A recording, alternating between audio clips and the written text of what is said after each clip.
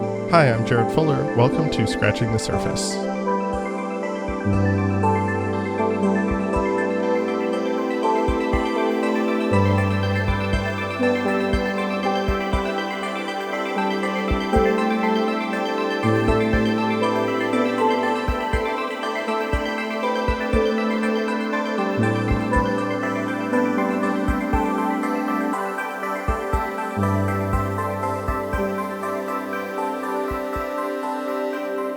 In the 1970s, the architecturally trained artist Gordon Matta Clark coined the term Anarchitecture, a combination of the words anarchy and architecture, to describe his practice where he was cutting into existing buildings, creating these voids and gaps.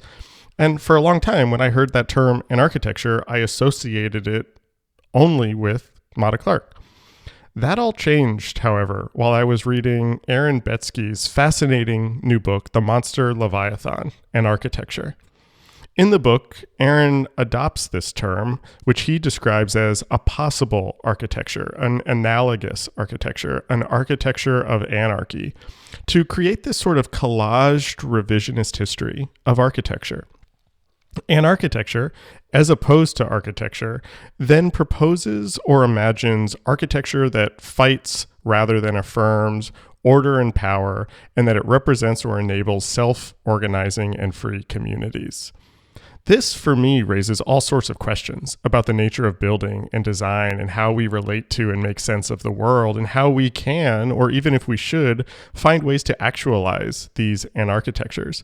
So I invited Aaron on the show to talk through these big ideas. We talk about anarchitecture, what it is, and why it probably can't be realized. We talk about architecture as a critique of power and how anarchitecture could also be seen as a sort of modernist project. But we also talk about Aaron's interesting career. He's trained as an architect, but has spent his career writing and curating and leading institutions. He was most recently the director of Virginia Tech's School of Architecture and Design, where he also served as a professor. Before that, he was the president and the dean of the School of Architecture at Taliesin, and he was the director of the Cincinnati Art Museum, director of the Netherlands Architecture Institute, and a curator at the San Francisco Museum of Modern Art.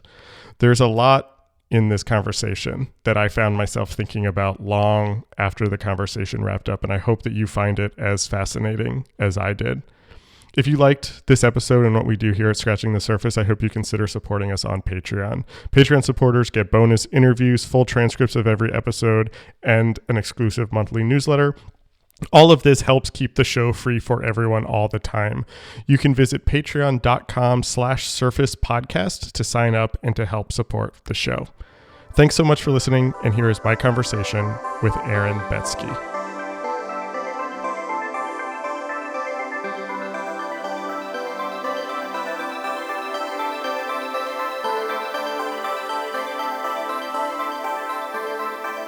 Let's start here. Can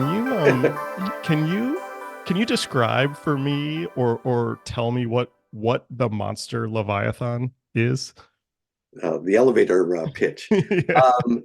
The book is a collage of images, both those produced in or for architecture and poems, paintings, bits of philosophy that together try to sketch out other possible worlds and have done so for the last century or so.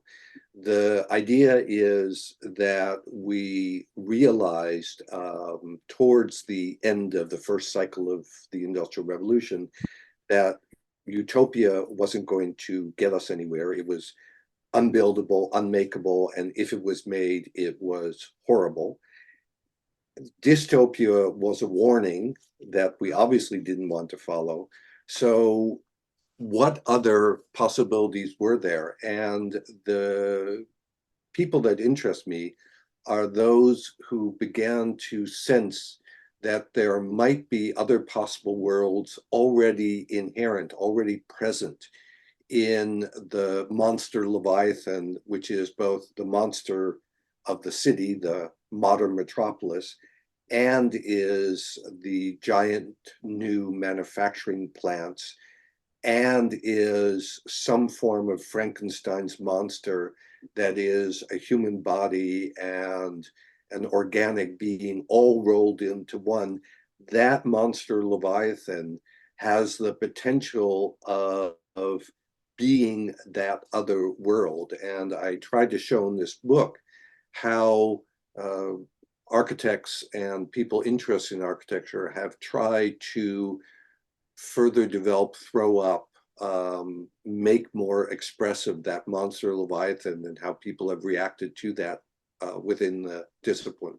I love that you talked about this as sort of this like parallel world or other world, because when I was reading the book, and the subtitle of the book we should say is Anarchitecture, which is a term that I maybe naively had only ever really associated with Gordon Matta Clark, who you talk about a little bit in the book, but he's really a minor character, sort of. Oh, he's not It that minor. or I mean, in your he's a minor character in your book, I think, right. compared to this range of people that you're sort of talking about.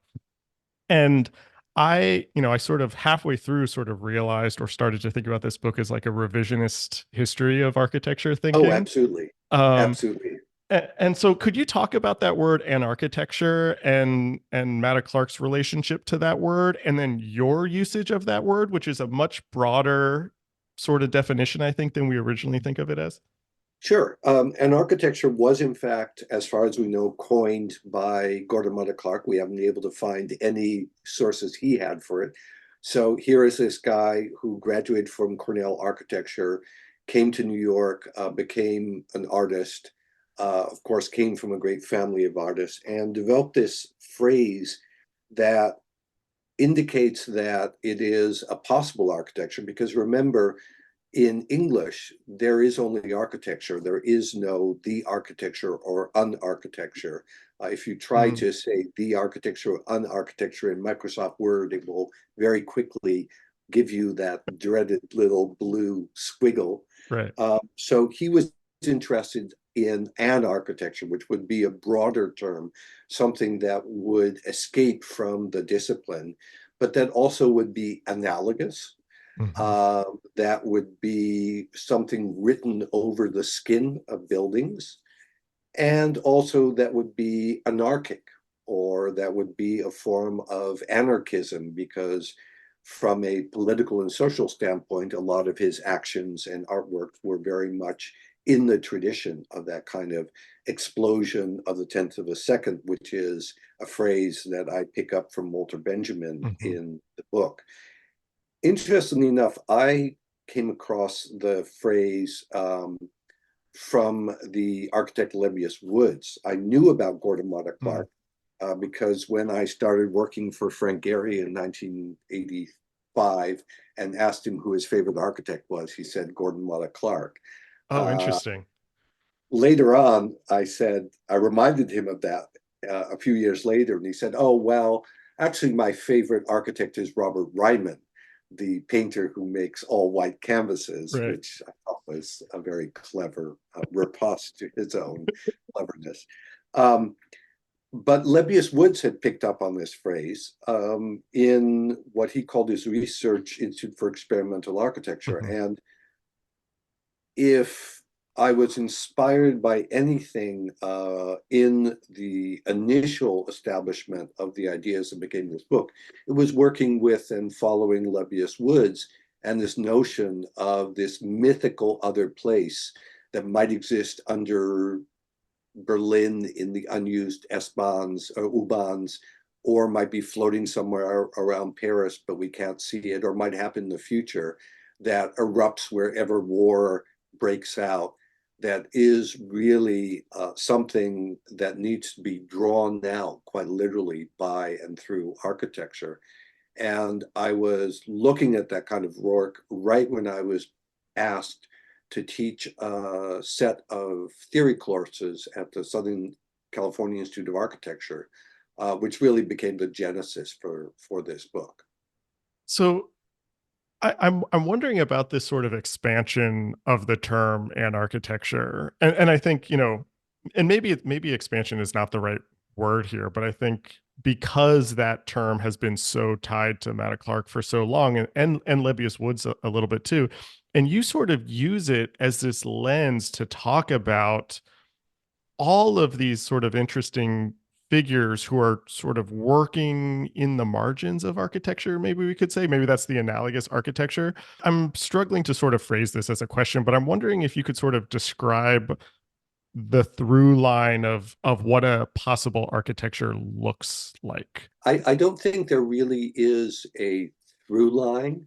Okay. This is not a quest, and there is no final Yeah. solution, Yeah. which is exactly the point.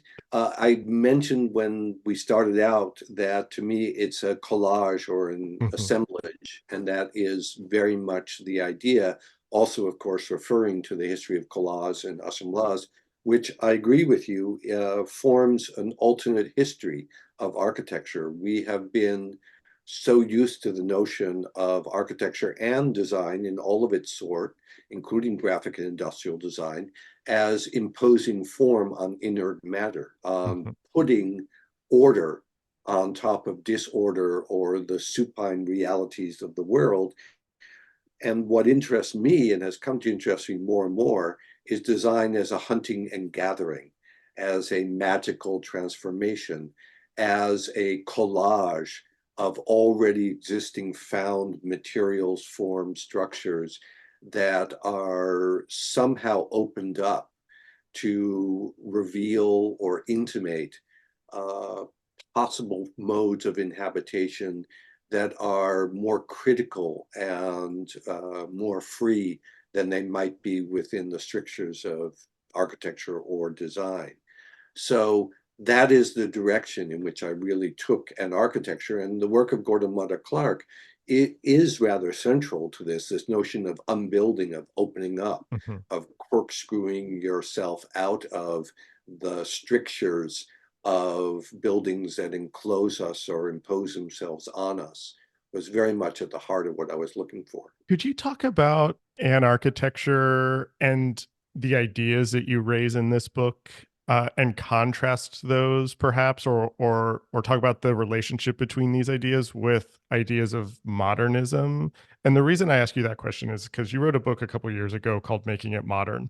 And I was reading some interviews that you had done when that book came out, and you were talking about how modern architecture, one of the goals of modern architecture was to reflect the world that we live in today.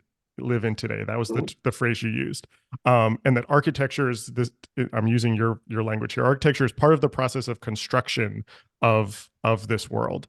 And I was thinking about that when I was reading the new book, because so many of these parallel architectures, these possible architectures in many ways, also feel like they are making sense of the world we live in, albeit in more conceptual or abstract ways, maybe less legitimized ways.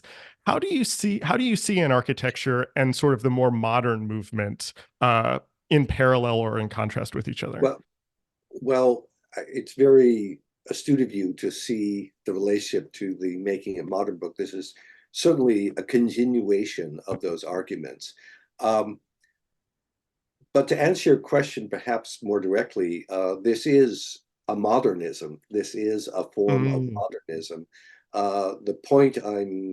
One of the points I'm trying to make is that it is an attempt to make sense of, reflect, uh, right. what modernity is. And in fact, at the beginning of the book, I go back to the perhaps overused Marshall Berman quote on modernity and modernism, with modernism being everything that attempts to give shape and form or image or words to modernity, that continually fluid developing state that we all live in.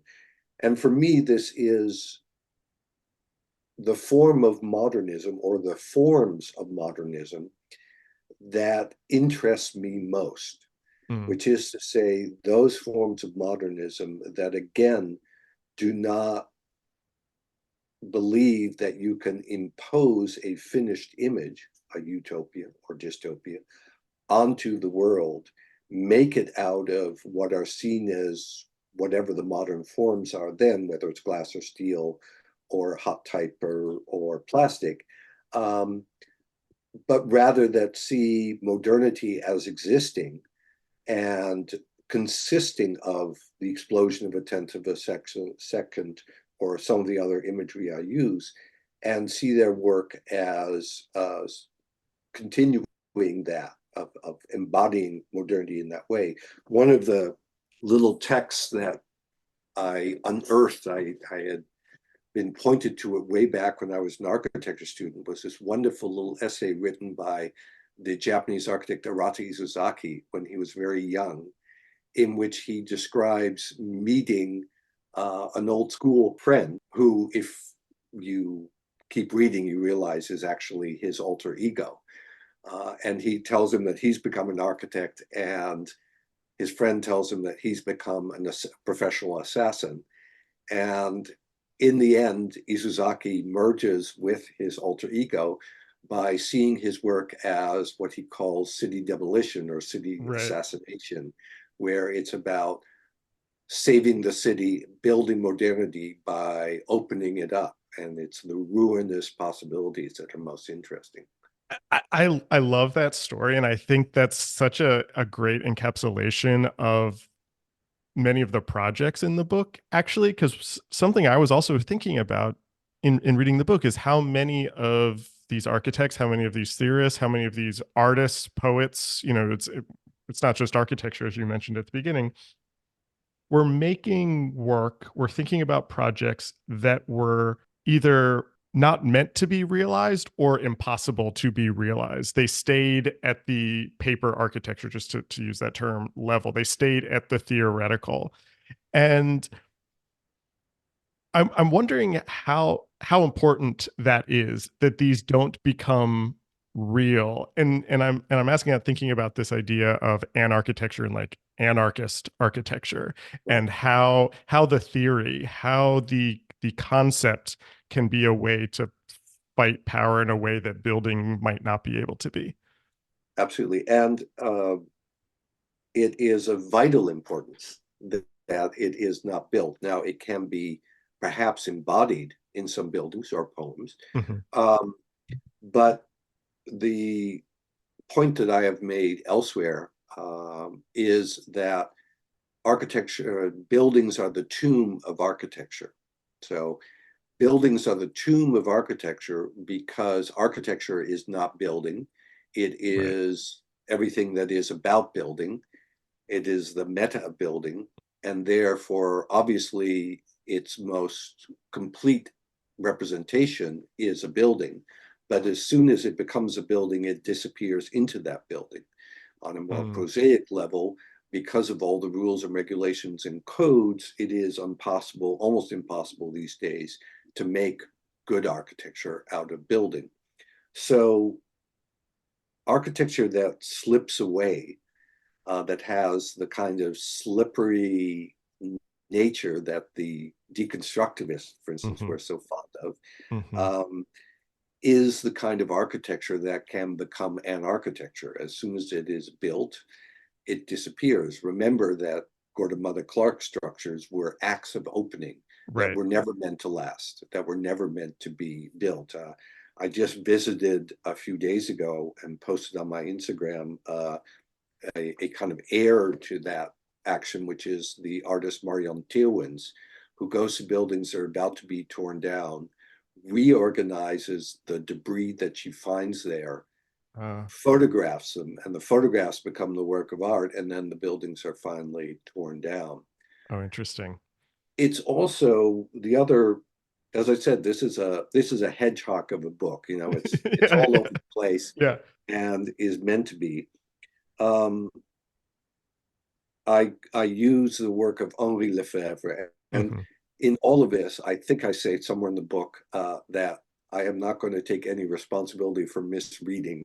I was educated at Yale under the shadow of Alan Bloom, so misreading is my thing. Now I try to be responsible and scholarly about my misreadings, but nonetheless. So I use Lefebvre to think about the notion of living in produced space, which is similar in its function and its effect as language and laws and all the other ways by which we create a rational society. And Lefebvre groups it under the representations of space. Against that, he is interested in representational space, which is the Right. space that comes from the inside out, that is the ungrabbable space of magic, that has to, by all accounts, remain hidden. But between those two, Lefebvre poses that there could be something that is representational, begins to take form, but does never quite take form, because as soon as it takes form, it is appropriated and becomes representations of space. He calls it the space between the face and the mask. And that kind of glimmering, that kind of intimation, that kind of hinting is also of importance to me. The idea of the veil comes up quite a Right. lot in that Right. reference. To me, one of the central tensions of the book, that I feel like I can kind of, I want to hear you talk about a little bit more, is um, architects who start in that representational space, who start at the theoretical space, and then once they start building, how they sort of Mm. lose some of these ideas. And maybe I'm reading between the lines here, but I read you as being critical of this, being a little Oh bit yeah, skeptical of absolutely. this. You talk about Coolhouse, you talk about the early Diller and Scofidio work, which I admittedly naively, I had no idea that they were doing these sort of performance projects. I think you're the harshest on Liebeskind, who you say, he Oh said yeah, that building is a crime until he started building. I loved right. I loved that line. Can you talk about that tension, and maybe some of these architects who sort of started thinking about these ideas, playing with these ideas in a conceptual space, and then what gets lost when they become, the Starchitects, or Yeah, when they start building, and that transition a little absolutely. bit? I mean, I think that Dylan Scofidio, now Dylan Scofidio Renfro, have actually maintained that interest throughout their practice, even though they're a big architecture firm with a couple hundred Right. people working there. They still engage in these kind of performance pieces and installations. In the book, I talk about the wonderful, I think I talk about in the book, or is that my next book? I think next book I talk about um, the Mile Long Opera, which is this wonderful Oh yeah. performance they helped stage on the opera, which was this ephemeral event that tried to sing alive the city. A great Yeah. example of an architecture, as any that I can think of. But I think there actually are two issues. One is those architects who, in their statement of um, purpose, if you will, in what they're trying to do, make a series of assertions that indeed deny the advisability of building. And Leapskind and Peter Eisenman are the two clearest examples of those, at least in terms of later success. Yeah. Um, and when they then try to build uh, nonetheless, the work turns into crap, in my humble opinion. I think Eisenman held on to it for a little bit with the Wexner Center and some of that Hmm. early work, but the work since then is, not really even worth talking about. And Leapskind just keeps doing the same building over and over and comes Hmm. up with a different story for it, whether it's a shopping mall or an apartment building or an office building. It's just ridiculous. Um, but I think the more interesting cases are cases like Bernard Tschumi, who still Mm-hmm. sees his work as a kind of event architecture, or Coop Himmelblau, who very much believe that they are engaging in a kind of radical architecture, even when they're building the headquarters for the European Bank.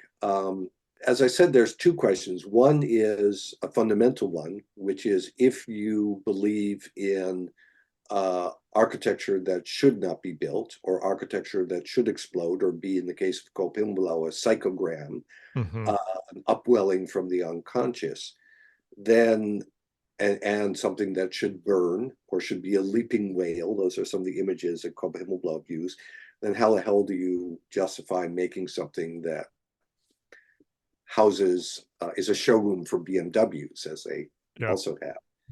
But the other issue is, what do you do when you try to hold on to some of that criticality, but now you're a practice with several hundred people and you're doing Right. buildings all over the world, Right. and almost no one has been able to answer that question. Is it possible? I mean, No, you don't think it is? I don't think so. I think that some people have held on to it longer than others. I, for a long time, admired Herzog de Meuron Mm-hmm. because they had actually set up their practice in such a way as to be self-critical and experimental. But in the last 5 to 10 years, they, in my opinion, have mainly receded into just repeating their formulas that they have been producing for a while now.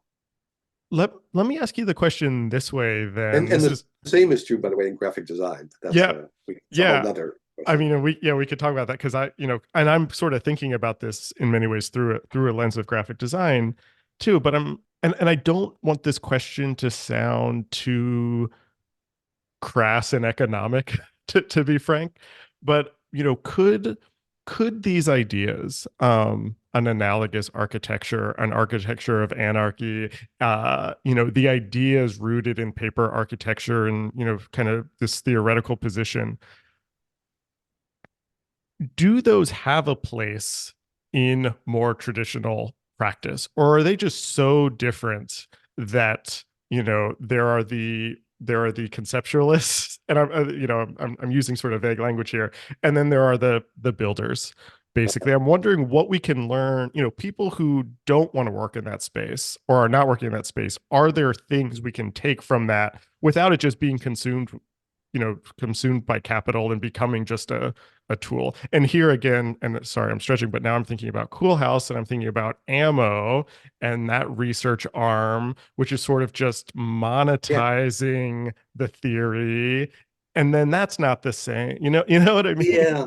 It's an interesting AMO is an interesting question. I wouldn't have agreed with you that that's all they're about until recently, when they started doing things like hire themselves out to the Saudi Arabians and come up with the hospital of the future. But they certainly are a very useful research arm. I do think that there is a particular model that is not only AMO, and it's notable that OMA, when they started growing, very cleverly realized that they needed to hive off all the weirdness that they were doing into a separate branch, Right. because they couldn't protect it, even though they've continued to do, in some cases, interesting work Yeah. Yeah. at a level. But there are also models that interest me, like Rotor, Mm, which is a firm in Belgium that engages in critical research. I'm doing a book now with Assemble mm, Studio in London, who also do, many times when you go to see their built work, your first reaction is, where is it? It's right. hard to see what they did. And then the Right. more you look and the more you talk to people and realize what changes they made to the community, to the environment, you realize that there is an architecture, but it is indeed slippery or difficult to find. So there are models. They are economically difficult to maintain. You need a trick to them. You need to hire yourself out as a curator or Hmm. find models like that.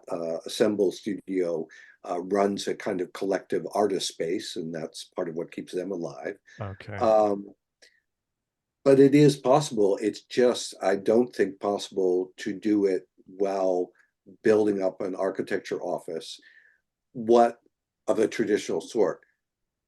The book talks about how this work infects or inflects practice, not how this work is practice. You got out of practice. You studied architecture. I read an interview that you did a couple years ago, and you said, I failed as an architect and became a suit and a critic. someone who runs thing and someone who criticizes things. Those disciplines have their own meat and their own daily matter. Can you talk to me a little bit? And I want to just sort of go back in time for a second, then we'll work our way forward again. Talk to me a little bit about being a young architect, working for Gary, working in these other studios, while at the same time, it seems like you were teaching fairly early on. You were writing books fairly early on. Talk about this split that we're talking about in your own early career and sort of how you sort of made that turn fully into, in your words, become a suit and a critic. Yeah, and certainly, like all writers, all my books are attempts at self-justification. So this is just another attempt at justifying what I'm doing with my life. But look, as I also say in this book, my life itself has been a kind of collage Mm-hmm. made up of impressions and attempts to react to modernity as I've experienced it in my particular life. Um, it started even when I was in undergraduate, where when I couldn't figure out what I wanted to do, and luckily the university came to my rescue because they recruited me for a special honors program in the humanities, Mm-hmm. which was meant to be interdisciplinary, and was supposed to educate the best and the brightest. It failed at that pretty monumentally, I would say, and was disbanded a year after I graduated. But it's telling that the one person in my class who made something of themselves is a woman who won the Oscar for doing the music for "Oh Brother, Where Art Thou." Oh wow. So it sort of goes all over the place. So when I was in my senior year, I didn't quite know what I wanted to do. So I tried to get three things. I applied to art history graduate school, I applied to architecture graduate school, and I tried to get a job in broadcast news, which is what I really wanted to do. And I couldn't get that job to save my life. I found out that I don't have a very good radio or television voice. Um, I got into both art history graduate schools and architecture graduate schools. And quite frankly, the decision was fairly pragmatic, which is I really didn't feel like spending the next couple of years with my nose in books. And I loved the idea of exploring through architecture. So I went to architecture school, but kept taking art history graduate schools. Now, the Okay. first year dropped out, worked at the Museum of Broadcasting, worked at Metropolis as one of the first editors there. Okay. I was working with the critic Brendan Gill, who was going to restart the Skyline column in the New Okay. Yorker, Okay. did research for him. It was sort of all over the place. So I could never quite make up my mind. Yeah. Eventually, I, buckled under, got my degree, worked for an architect, and you're right, already writing and teaching, and realized that that went a lot smoother for me than making buildings. And then when I tried to start my own office and it went nowhere, I was keeping myself alive, writing and teaching. And pretty soon that's what took over. And the old saying, those who can't teach and those who can't teach Jim, and those who can't teach Jim become principals. So that's sort of my life career, with curating standing for teaching Jim. Right. And then that's how you become an administrator and a Yeah, school exactly. director. Yeah. Okay. I've talked to a lot of, for lack of a better term, administrators, museum directors, deans, college presidents on the show. And many of them come from backgrounds in, architecture and design and in history. And I talk to them a lot about how they see institution building, institution running as a type of design project, as a type of architecture. And I'm wondering Absolutely. if you saw it that way also. So most recently you were director of School of Architecture at Virginia Tech, but you were museum director at Cincinnati Art Museum, president at Taliesin. How did you see that? How did that architecture background and that history background sort of influence those types of roles that you were in? Absolutely. And I saw, when I started to think about running institutions, partially because you're ambitious and you think you can do something like that, partially because headhunters start coming after you. Um, I had the sense that running an institution was a project. And whenever I went for interviews, which is why I got many fewer jobs than I went to interviews by a factor of about 10, I said, well, here's the project. This is what your Ah, institution could do and what I want to do. Now, it was very interesting when I ran my first institution where I was the head honcho, when I was director of what was then the Netherlands mhm, Architecture Institute. Um, the person who became my adjunct director and really my alter ego and better half there, a guy called Patrick van Mil, had come into the institution because he had been the management consultant who had brought in what in the Netherlands they refer to as project-based working. mhm. And project-based working was developed, it exists everywhere, but in its Dutch variant, it was developed by Shell. And interestingly enough, they claimed that they looked at architects, and one of the first architecture firms to pick it up was OMA. Oh, Um, and the idea was that anything that you did within, and they had already had scenario planning. So within all the scenarios that you're planning out, there are specific projects that are going to allow you to operate in those different scenarios, and they're flexible building blocks. So everything you do becomes a project.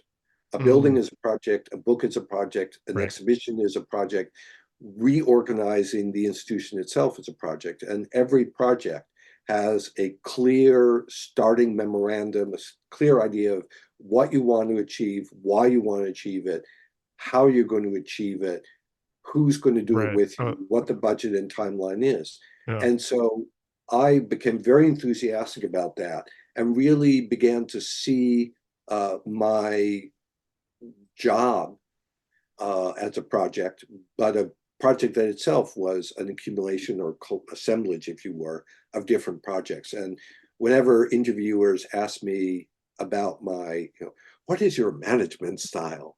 Yeah. That's what I would say, which of course, 9 times out of 10 sent me straight out the door.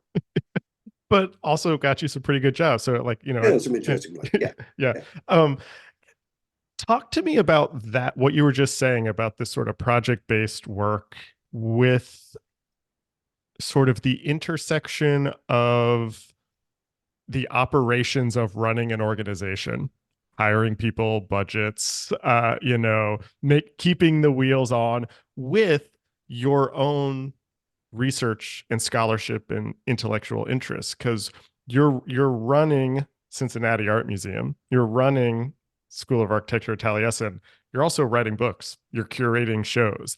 How do those start to fit together, or how did you sort of think about the relationship between those? Again, I see my life as an assembly of all these different things.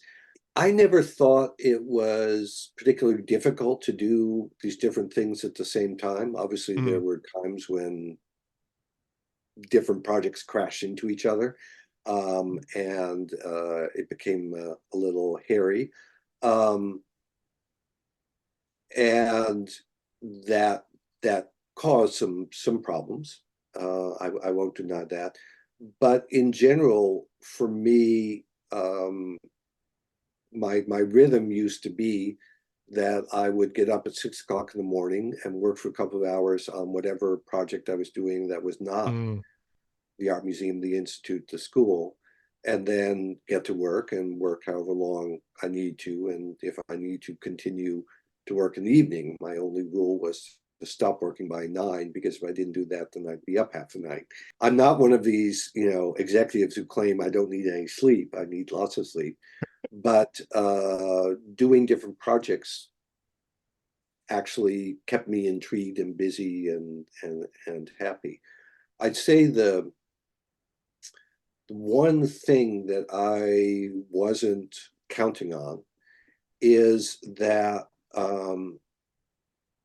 doing a book or a building or an exhibition or a biennale is a project that you can carry out in collaboration, but it has a clear product, if you will, clear goal. mm, Whereas running an institution involves people, And that was the most difficult thing, not only as managing and working with and collaborating with people more than managing, very, very difficult, or at least for me, it's very difficult. Maybe I know some people for whom it's a breeze. But the emotional reverberations of that extend beyond the book or the cure Mm, or the exhibition. So when you're writing a book, you're writing a book and it's very intense and it eats you up, but you finish the text or whatever it is right. and you cook dinner. Whereas you come home from people being nasty to each other or people being weird or just the difficulty, the on the other hand, people, the joy but also the pain of trying to work with people and help people who you know are very good but who are encountering problems, Right. and that remains with you. But that's something that in all my 30 years of running stuff, I was never able to figure out how to contain, is the kind of intensity of the human relations part that comes with institutions. Do you think that those experiences have changed how you write or how you look at history or how you look at that sort of intellectual work that you do? I mean, it seems like being in being in the positions you've been in, dealing with those types of things gives you a different perspective when you're looking back at history. And you're writing about different architecture offices or whatever, or you're looking at how projects are built and made. Um, do you think that's changed you as a writer or as a thinker at all? Hmm. Um, I think it's more the other way around, which is that my my writing and curating have um, inflected the way that I've Uh, run things, um, and not always for the good, because I would get very enthusiastic about grand ideas or conundrums or yeah, contradictions, yeah, which is what this book is full of, and how fascinating they were. And people were saying, yeah, but we've got to open the doors and we have a community that we have to work with, and that community is looking for something. Don't come to us with these grand ideas and conundrums. Help us figure out how we're going to work with this community. And yeah, so yeah. that's all. It's more that other way. We mentioned already in this new book, it is not just architects, it's also artists, poets, thinkers. And you spent almost 10 years as director of the Cincinnati Art Museum and, kind of rooted in the art world more than the architecture world, at least for that time. And talk to me a little bit about the overlap between the art world and the architecture world. I'm even thinking about your time at School of Taliesin. When you started there, you said that your goal was to make that the best school for experimental architecture in the world. And even that idea of experimental architecture seems like it's sort of dipping its toes into Mhm. these other worlds. Um, we don't often see them as the same. We see those as two separate. Where do you see them coming together, or what can we sort of? Yeah, I mean, I think part of my problem is that I don't see them as separate, Okay, and talk. Yeah, that yeah. for me, all these attempts to make sense or make sensible modernity are just exactly that. And some of them happen to be carried out with a paintbrush, some of them with a dance step, some of them with by nailing some 2x4s together. And ultimately, I think the best ones, do I want to say the best ones? Well, the ones that have fascinated me most are the ones that actually um, do all of it and Mm-hmm. mix it all together. Mm-hmm. I'm fascinated by the work of the Theaster Gates of this world Yeah. and these kind of hybrid people who are not really interested in being classified as one thing as the other. They just do what they think is what they need to do as critical makers, and that's become a very fashionable phrase, Yeah. but at least it avoids the kind of discipline specificity. I mean, I'm the same way, and I think that's probably why I'm drawn to your work and why I'm drawn to this book and this conversation. And I think, maybe my question, maybe the question behind that question is my perspective in educational systems. There is a desire to narrow down, to not blur these definite. There are different departments, and those departments are organized separately, and there's only so much space for collaboration. How do you think about, in your time running schools, dissolving these borders, just Oh, making critical makers? it's the worst problem. In every single job I've had, and luckily I'd say, um, in my first job as curator at SML, I had a director who was very interested in and fostered that kind of collaboration. We did great Mm, projects. When I came to the Netherlands Architecture Institute, one of the great achievements of this guy, Patrick van Mil, I referred to before, mhm, was that working with the people there, he had managed to break down the final barriers between what had originally been three different institutes that had been merged into one about 10 years before I got there, 8 years before I got there. And mm, until about a year or two before I got there, apparently there were still, pitched battles between the archives and the museum people, et cetera. yep. And by the time I got there, that was largely gone, luckily. And I furthered that by doing more interdisciplinary things. But when I got to Cincinnati Art Museum, yeah, it was one of the biggest problems there. And of course, in academia, the version of that is tenured faculty Mhm, who have one particular thing that they do. They do it the way they like to do it, the way they believe is right, the way they are used to doing it. And it turns out, and this has been, a learning, if you will, for me, is that we all talk about collaboration, but most people don't want to do it. And so figuring out how to uh-huh. get people to collaborate is one of the toughest things, one of the toughest tasks that you have as an administrator. Can you maybe talk about this at like a student level also? Is there a way, students studying architecture or they're studying graphic design, how do we teach within like an institutional setting that has these departments, interdisciplinary, transdisciplinary, multidisciplinary, critical makers? You just you just teach it. And that's what I've always done. And it was great. I'm doing this fun project. I had this great experience this last summer where I wound up through a series of circumstances driving through Europe for a week and a half with a former student from Taliesin Okay. and having these wonderful conversations, which we have now continued in letters, which maybe we will even publish at some point. Uh, But what's great is that in these letters, and there's actually two of them now who are part of it, they're quoting Sartre, and they're quoting literature and paintings they've seen. And just as we're speaking, I'm trying to not get distracted by texts that are coming up from another student who is actually never a student of mine, but was a student of is a student of industrial design at Virginia Tech.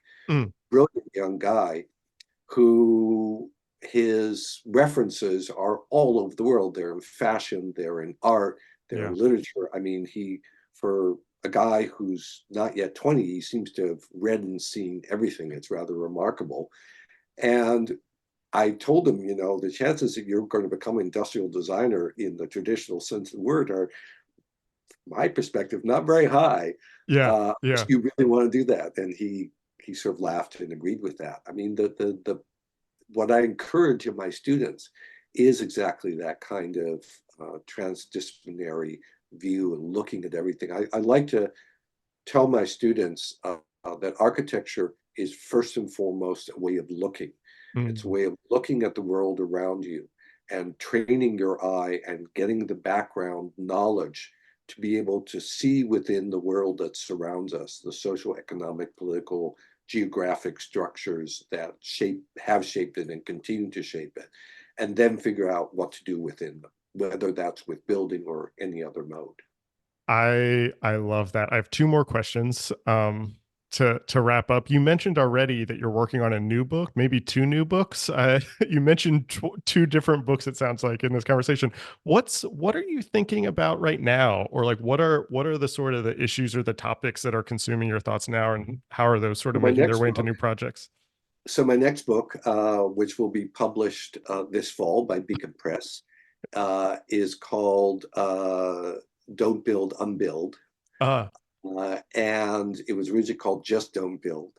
And the idea is that we have more than enough buildings, and we need to stop making new buildings. We need to reuse, rethink, upcycle what we mhm, already have, but we need to do it in a way that is critical, that opens up, that preserves the past in order to open it up for future uses, that is sustainable in a truly deep manner, but that is also open and just and beautiful. And I call it imaginative reuse. mhm. So that will be out this fall. The book that I'm doing with Assemble Studio will be published by Thames & Hudson, I hope, next year. And I am trying, if there are any publishers on listening to this, I'm trying to place the monograph, which doesn't exist, on the work of Lebbeus Woods. I've been Uh, working with his widow, Alexandra Wagner, for about a year now, trying to shape a project that will finally bring together his projects into a single volume. And then I have some other projects I'm working on past that. yeah. Oh, I love that. And I love how both of those projects are very related to this new book, which goes back to what you were saying earlier about, even when you were sort of running institutions, you were always sort of seeing them as the same and sort of in dialogue with each other. It seems like all of these things are building on each other I hope so. Yes. yeah, in a smart way. My last question, which sort of relates exactly to that, what are you reading right now? Ooh, what am I reading right now? Ah, I hate that question because the truth is that well, I'll tell you one thing I'm rereading because the student was quoting Sartre's Nausea. I went back, I hadn't read it since I was in Yeah. college, so I just have the last 10 pages left on that. But I have to say that with my recent move and everything else I'm doing, the one thing that has frustrated me is that if you ask me what I'm reading right now, it's probably Facebook, Instagram, and The Economist, and various other news feeds. I really haven't had a time, which if my parents, who are both literature professors, were alive today, they'd be rolling around in, well, they're not alive, so they're rolling around in their grave. Uh, because I've fallen so far from the a book a week at least from my mother. I think it was a book a night Wow. schedule that one that a good boy like me should have. But I also, of course, in this day and age, the question could also be, what are you watching? Yeah. Yeah. Is just as opportune. But unfortunately, because those are all mass media, we're all watching the same thing. We're all Right. watching the latest season of True Detectives Mhm. and Fargo. Right. Uh, Still thinking that someday I'm going to get up the gumption to, as an old fart, write an essay on Euphoria and how it is the most fundamentally important work of art of the last 5 years.